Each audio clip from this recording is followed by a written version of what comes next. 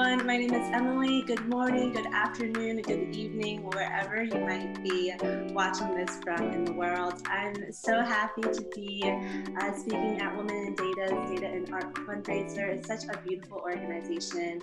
Last time I spoke, the community of women there were so inspiring and so curious about all the ways that we could apply data in a variety of applications and industries.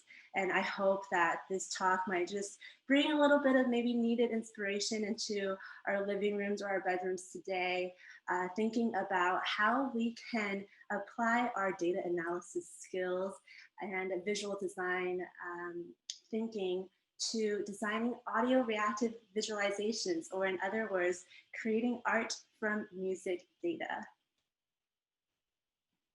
Here's a snapshot of the sketchbook that I've been curating and creating around generative artwork, basically art created from algorithms and data. So I'll be speaking about just a couple of them, really walking through how I got started on some of these pieces, where it took me, and what I am able to view differently as a result of playing and experimenting with these designs. I hope you can see this. So it says design practice really faintly on the left-hand side. And then on the right-hand side, there's a stack of professional, academic and research, and personal and experiments, which is a little bit faded out. And so predominantly a lot of the work that I produce is through the professional work that I do in my full-time role as a senior product designer at Kinesso. I also teach interaction design and information visualization currently at Parsons, and do some research in that role as well. So I would say that a lot of the visible work that I do is in these professional and academic and research roles. But I also feel that it's so important in my personal practice to be able to experiment in kind of a free-for-all space where I combine a variety of different things that I'm interested in just to see where it takes me. And I think just keeping that spark of curiosity and no strings attached to experimentation is so crucial to a lot of the work that I'm able to bring into a unique perspective in my other roles as well. The work that I'll be discussing today, how they were developed, some people are curious about this. So I mostly work in JavaScript to create these particular visualizations. The designs themselves, I either sketch out or I look online for inspiration. So it's not a very high fidelity design process. It mostly goes on in my head or in my notebook. And then I really quickly just want to realize it through these tools. So the library that I go to a lot for creating these Audioreactive Visualizations is P5.js. They actually have a lot of support for working with the data from sound and audio files, which is really beneficial in creating these visualizations. I also sometimes do a little bit of touch up with Premiere Pro just to get some of the effects just the way that I want it, according to whatever idea I have of that visualization in my mind. I do want to touch on Touch Designer because this is a tool in the field that I see a lot of designers in the space use. I think that there's a lot of really particular functionalities that make it a fantastic tool to go to when you want to experiment with the relationship between visualization and music. So I would explore that if you are wanting to get into the sandbox after this.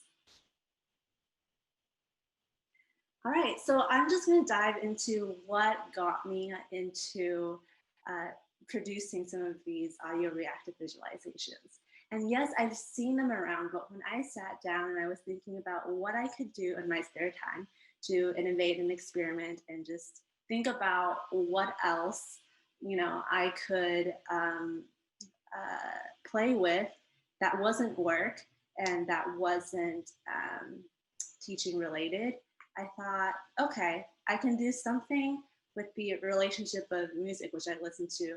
I have a listening clock that I track with Last.fm, and it shows you how often you listen to music throughout the day if you connect all your devices. And so I've connected all my devices And it shows me that I basically listen to music every hour of the day, mostly throughout the day. So at some level, I'm thinking if this is something that I do already, let me do another type of visualization where maybe I'm able to compare and contrast different ways that I feel some of these songs are represented. But how can I do that? Hence ellipses, dot, dot, dot. And for some reason, I gravitated to this question because, design is not a linear process, right? So I started with what physics phenomenon do I find interesting? And I think I gravitated to this because I do have the background in motion design. So I'm thinking about sometimes gravity and velocity and acceleration. And when I think about beats or, the rhythm that maybe I'm working to while I'm listening to songs, what I imagine are arcs of motion in my mind. So I go to physics. What physics phenomena do I find interesting? I'm not, very advanced in this field at all. A lot of what I just know is from undergrad physics, and then just online YouTube videos, right? So I'm just thinking out loud. I just want to learn more about this field. And a lot of these, when you start to get into the phenomenon in physics, they come with mathematical formulas. And then you can visualize something traveling through that space. But for me, I think when I move it into the code editor, because I'm a designer, I just want to tinker with it. What if you change this value, or what if you, square root this instead, and what if you divide this by another type of number, right? So I'm just going in there and then I start creatively adjusting the mathematical formula. And when I do this, I actually find that this modifies emotion in some way. And so now I kind of feel like I am getting at different gestures that I'm able to say if I modify certain variables in the formula. Right now I'm starting to see, okay, if I'm going to choreograph something, how can I tie these emotions to what is happening in songs? This then sometimes, is not always, it makes me think about how I would choreograph that song if it was a beam of light or something else. Other times I have no idea what it's going to turn out to be like, and I just go to the canvas and I begin to just work with what I've got, frame by frame. As things appear, I riff off of my own designs. But eventually this process turns into me thinking, okay, how can I translate the ebb and flow of the vibe that I'm feeling from the song data into a visual? What is the best representation of this information, right? And then I think, okay, sometimes you then want to start comparing and contrasting different songs, different works that you've created. And for me, this becomes really fascinating when you think, what differences might a visual representation of these songs show? Because, if you compare and contrast different song elements, like their phrases or their rhythm, you can get very objective differences, right? A song is this much faster than another song. It has this many words per beat than another song. But since I'm infusing my own interpretation of the song into the ebb, I'm asking what is the ebb and flow of this vibe that I can translate into the song data? What differences might that show myself for the way that I see different songs? Which I think is a very nice introspective question to ask. So, and now I'm going to show a couple of these pieces that I've been working on. And it often takes me first in just experimenting with the motion designs themselves before I start working with how I can change certain parts of it and tie it to an actual audio file. So this is one of the first pieces that I made. This is a turtle tessellation. This is what I discovered as I was working with it. And I'm recursing the tessellation in a certain number of ways and modifying the variables because typically it's very angular, but because I created so many points, it becomes actually quite circular. And then I recurse them a number of times. And pi is just a magical thing. It's not even a number, right? It's just like a fact of life. So then you use pi to be able to adjust the angles of these movements. And that is how you arrive at this particular design, which I will play for you now.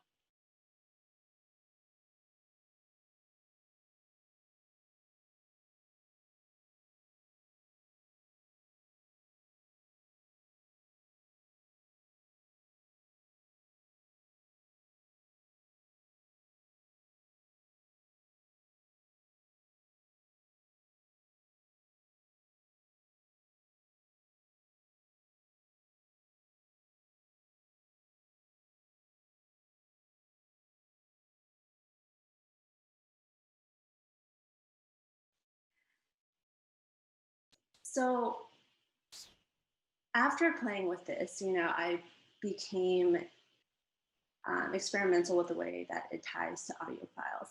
And sometimes I would experiment with different songs, with different podcasts. But this past summer, and I'm sure that everybody was very aware of just what came to the surface in the United States. There was a number of protests that you were not supposed to bring any kind of recording devices to, right, to shield the identity of the protesters. And I captured this audio file from one of the protests that occurred after the Breonna Taylor verdict came out that none of the police officers would be really responsible for her death. So I thought instead of recursing the tessellations from before, I could adjust that file and see what it would look like if instead I recursed Breonna's name a number of times around a given void. And that then in the middle, I would probably put her name, Breonna Taylor, all of the different voices. And then can I tie the rhythm? I mean, when you go to these protests, there's certainly a rhythm about it that you begin to follow. Could I capture the rhythm of all of those voices in unison around this one life? So I will play this for you now. Breonna Taylor, Breonna Taylor, Breonna Taylor, Breonna Taylor, Breonna Taylor, Breonna Taylor. No peace, no peace, no peace. This type of personal experimentation actually sometimes assumes the role of a type of expression, therapeutic expression of perhaps, the world at large, how you feel like you want to remember certain moments that you can't really fully capture. I feel like experimenting in this space is really nice to be able to exercise your form of expression in this way, tied to the information that you can collect about your own life and things going on around you.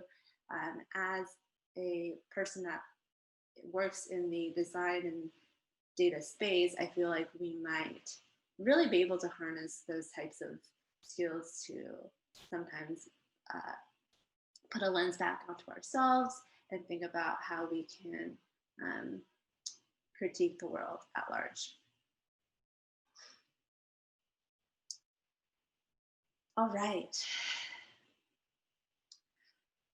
This one, I really like this one. So this is based off of Peggy Gou's Starry Night. And again, the original version was not explicitly tied to her song data, but I found that her song data fit perfectly with a particular segment of pi that I would run to show these different speeds and projections of light. And I thought that was so interesting that it would match somehow perfectly. So I began to experiment with these arcs of light in some of my audioactive visualizations. But I'll show first what started it all when I plugged in beams of light into Peggy Gu's Starry Night. Night, stars, song, moment, ocean, starlight, moment, now, us.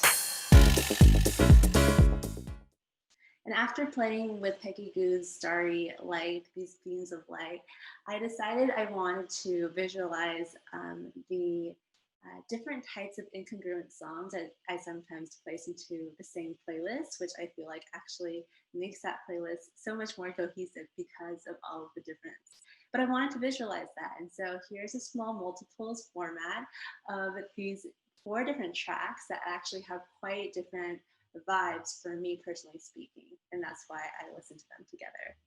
I modified aspects like the amplitude, or I used the amplitudes, to amplify certain aspects of the light beam, including its speed, its projection from point A to point B, and then the path, the X and Y location of some of the points as it goes down the accelerator path.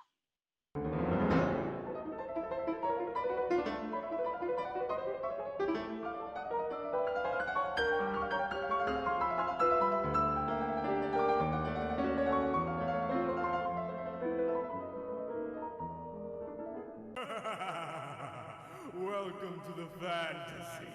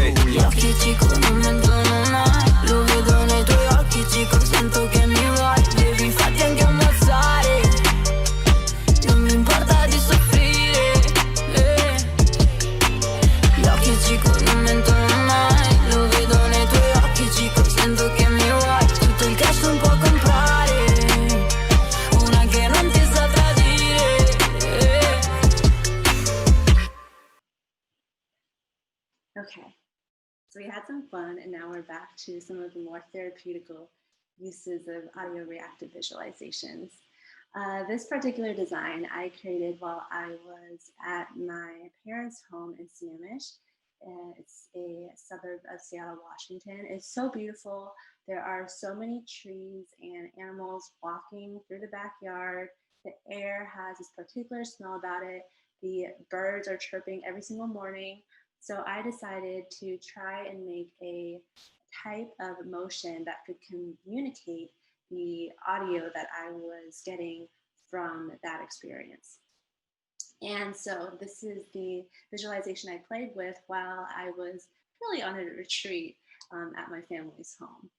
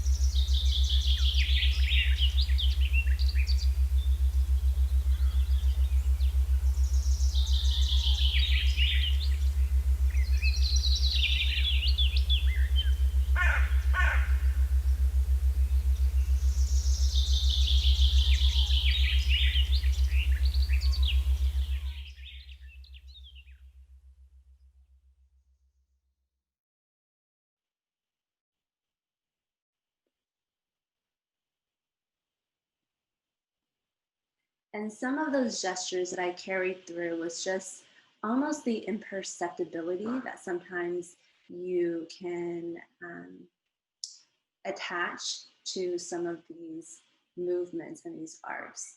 And I wanted to communicate that now in a much more abstract manner in this next piece, which I called Tatemono de Enso, which is the Enso in the building. So there's this concept of kind of the cyclicity or the imperfect but continuous chase of perfection, and it's represented in this almost complete but incomplete circle brush stroke. And I wanted to take from the previous explorations around a more quiet gesture that you can create with these lines, to use that same way to show it except in glittering particles around the Enso shape.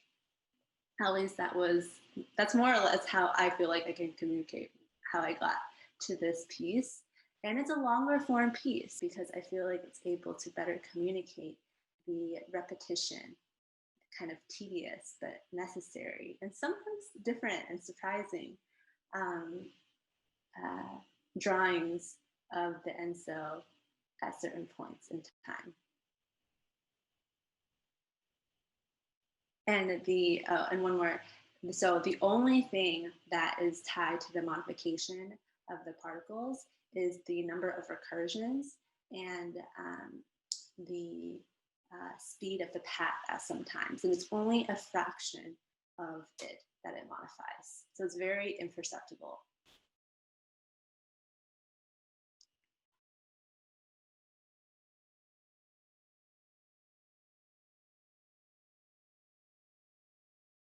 冷たい体を温めようか、昨日より小さくなったぬくもり囲みながら偉そうに語って俺たちは朝日を待つんだ、yeah、今日の朝日がやけに眩しく見えた、hey、海に浮かんだ船が羨ましく思えた、今日も生きてるんだ、生かされてるんだ、眩しすぎるんだ、でもあいつは見てるんだ、たわいもないむちゃくちゃな話が可愛くないしわくちゃな顔が幸せが見えてる、きっと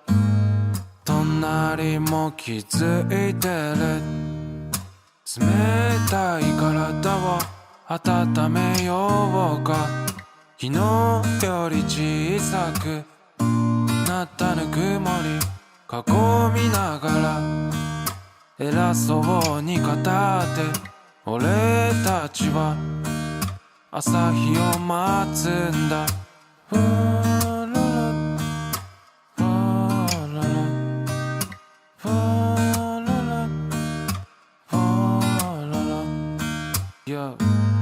今日の夕日がやけに赤く見えた、空を飛んだカラスが羨ましく思えた、きっと帰るんだ、誰も知らない家族のとこに眩しすぎたんだ、けどその分影もあるんだ、わからないふりに愛もあったり叶わない夢に立ち向かったり、幸せが見えてる、きっと隣も気づいてる、冷たい体を温めようか、昨日より小さくなったぬくもり囲みながら偉そうに語って俺たちは朝日を待つんだ、今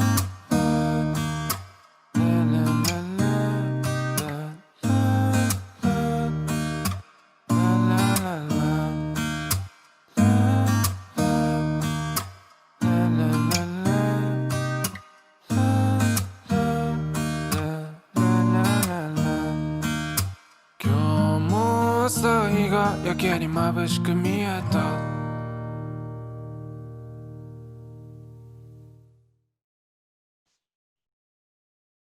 And from this piece, I think I started to kind of glorify less this particular type of experiment, audioactive visualizations, because it became to play less and less of a major role in these designs. So in the previous designs, it was really, that was the main idea, that this design is audio reactive and that it ties to the design in some manner. For this piece, it was about a larger commentary really on the role that technology maybe should play in our lives by trying to minimize the use of tying technologically that representation of the information and what we're seeing, because it's placed in a greater context. It's not just about the data. It's not just about seeing the data or needing to see the data. It's about something greater than that.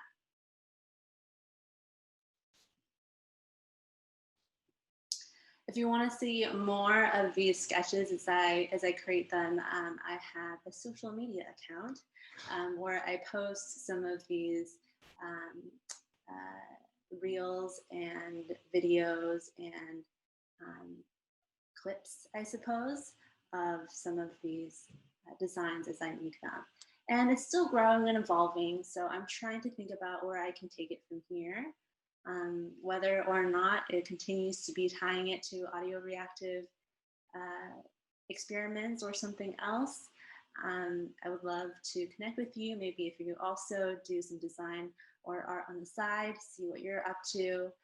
Just a good way, I think, to connect and express ourselves through really an upheaval in society and the world. So, but with that, I just want to conclude by saying, again, I love this community and the goal of this organization, just the way that it really brings us together to be able to focus on how to stay curious and stay innovative, stay independently ourselves for what we love to do and be able to do that. I think sometimes there is no given space for us to be able to just pursue what it is that we are curious about or what we solely want to do. Maybe we feel like we have to put on some type of a demeanor in order to achieve certain things in life. But it's really great that I think there are events like this that we're able to share our experiences and our curiosities and our experiments with each other, and hopefully be able to create a very strong community around these shared values, these shared perspectives, and experimentations. So thank you again so much for spending the past, I think, a half an hour to an hour together, walking through my most recent explorations in audio-reactive visualizations. This is really a fantastic fundraiser event. So cool that Women in Data is putting on this data and art event to build and continually support this community. It's such a rare space, I think, where we can have a community build kind of free from the pressure and opinions that are typically very present in our lives. So I hope that we can, continue to support this community that really promotes more different thinking and more strength in our respective fields to make the world a better place and also make ourselves better people. So thank you, Women in Data, for putting this together, for bringing us together. And I hope we had an enjoyable time thinking about how we might bring information and representation of information into our personal expressions through art, music, or maybe something else in the future. Thank you so much.